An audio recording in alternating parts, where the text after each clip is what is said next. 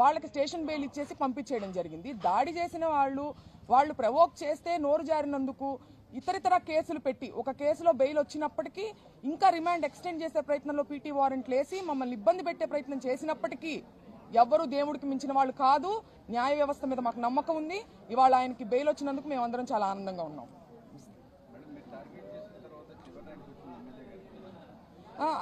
అదేనండి నేను చూశాను.